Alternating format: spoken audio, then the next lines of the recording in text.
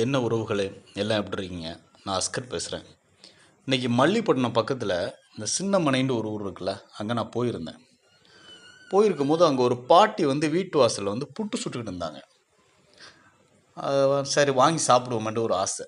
சரி புட்டு நான் புட்டு செய்கிறத நான் நேரில் நம்ம பார்த்ததே இல்லை. நம்ம ஃபஸ்ட் டைம் பார்க்குறோம். சரி வாங்கி சாப்பிடுவோன்னு சொல்லிட்டு பாட்டிகிட்ட வாங்கி சாப்பிட்டேன். சாப்பிட்டுட்டு பாட்டி எவ்வளோது பாட்டி இருந்தேன் நான் நினச்சிக்கிட்டேன், ஒரு 30 ரூபா 25 ரூபா 30 ரூபா இருக்குன்னு நினச்சிக்கிட்டேன். எவ்வளோது பாட்டின்னு பாட்டி சொன்னாங்க, வெறும் 3 ரூபான்ட்டாங்க. எனக்கு அப்படியே ஆச்சரியமாக இருந்துச்சுங்க. என்னங்க இந்த காலத்தில் போய் புட்டு எவ்வளோங்கிற வெறும் 3 ரூபாங்கிறாங்க. என்ன பாட்டி 3 ரூபாய்க்கு விற்கிறீங்களா, உங்களுக்கு எப்படி பாட்டி கட்டும் அப்படின்னு நான் கேட்டேன். இல்லை தம்பி, எனக்கு 3 ரூபா போதும் தம்பி அப்படிங்கிறாங்க. ஒரு டப்பா 12 ரூபா தானா, இந்த அவ்வளோ பெருசில் உள்ள பெரிய டப்பா 12 ரூபா தானா. ஒரு பீஸ் 3 ரூபான்னு விற்கிறாங்க. அதை எல்லாரும் வாங்கிட்டு போகிறாங்க. உண்மையிலே இந்த பாட்டியை நம்ம பாராட்டணும். பாட்டி, எத்தனை வருஷமா அந்த புட்டு விற்கிறீங்க? 2 மாசமா. 2 மாசமா 3 ரூபா விற்கிறீங்களா, உங்களுக்கு எப்படி கட்டும்? கட்டாம தாங்க இருக்கு, என்ன பண்றது?